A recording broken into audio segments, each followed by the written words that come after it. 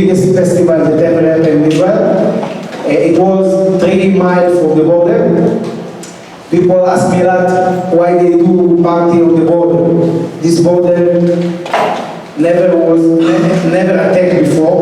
It's very safe place, and they have a lot of shadows. So if you're going to do a big party, it's very good, and the nature will give you the help.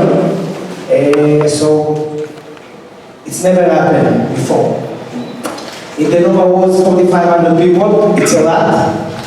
And for me, it was the best party that I ever had. I invited a lot of my friends because I was supposed to fly 2 days after. I sell tickets for more than 15 people. Baruch Hashem, most of them survived, except for one. And I was with more than 100 people that I know in this festival, so for me, it was something amazing. Till 6/29, everything changed. Our life changed.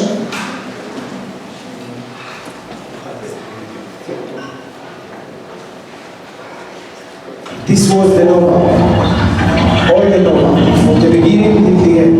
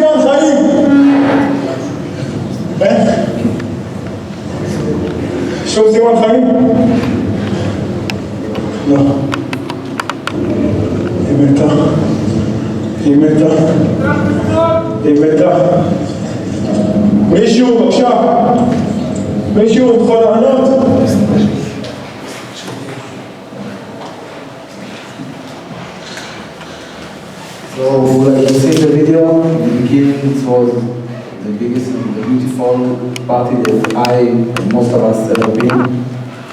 From festival of happy, of love, of peace, it became to the festival of death.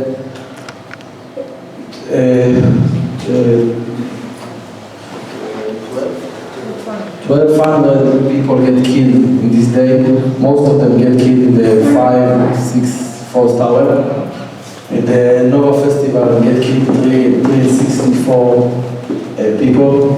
Now it's even more because a few people from the Aztec get killed and the IDF recognize them. And 40 people get kidnapped from the Nova. And between them, our friend, Daniel, his best friend, get kidnapped from us, Yosef Chaim Yohana. And for me, you know, all my life I hear about the Holocaust and everything, and I feel connected because it was Jewish, but it was far away from me before a lot of years. But now I feel like we have another Holocaust of one day. Now I've been there, I know how it feels, and I think that this is the most horrible event since the Holocaust.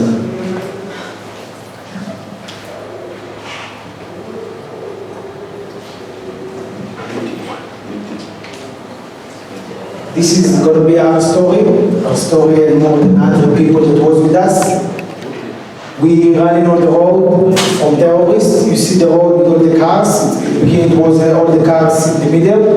And we find ourselves running from terrorists behind us, that shoot on us RPG. And we was four behind a car, me, Neria, Yosef Ray Bukhana, one of my best friends, and Sharabi, my cousin, Sharabi Yoshua. And when we jumped from the car to get cover, we was behind the car and we were taken by RPG, it's like bazooka. And it was in the car that we was behind. I have blackout from this moment, but after I understand and I told me that we split. Me and I continue forward, and Yosef go to the left side, and Shalem go inside to the party, back to the party. You see the bar? Shalem, my cousins, put all the gear on the fridge because they want to hide the gears, at least the gears, to hide them, but they kill them all. And then Shalem start to run away. Sister arrived to us. And this time, Yosef get kidnapped, something like 20, 50 meters behind us, and we continue to run. And when we continued to run, we was hiding behind another car, and then we saw Israeli tank come from the side and we ran away. And then this tank arrived from the border, a lot of tanks from the border every day, and they fight over there. They kill them all except from the driver. They drop inside the bazooka and rockets, so everyone died inside except from the driver. The driver, he prayed in the morning, so he know where to pray. You know, we pray to Jerusalem, and you know that Jerusalem, it's east, and the sun coming up from the east, and then everything didn't work in the time, so we look up and we saw the sun, and you know, because we prayed before, he need to go inside the country, not to the border, to the other side. So when he started to drive, he drive to east, and then he arrived to the Nova, to the party. And then he saw everyone dead, and he arrived to the road, and then they all saw him. And you know, Israeli tank, it's a soldiers, and it's a big target for him. So everyone ran after him. They drove inside the grenades, but the dead body of his friend covered him, because he has a small place inside the tank for the driver. And he understood that all the country get control. So he started to drive like crazy on people that was on the road, that people die over them, and drive all over them, all over the terrorists, all over the cars. And then he arrived to us and we talked that, you know, he killed all the terrorists over there, now we're going to kill all the terrorists over there. So we are okay. And then we saw him after a second, we saw him run away from the road. And when we saw him run away from the road, we understood that we are alone. Basically we fucked because we're going to die in 2 seconds if we're not going to do something. Everyone, like maybe 100 people start to run to the other side, like crazy without cover, without nothing, and you run and you have dead bodies lying on the floor.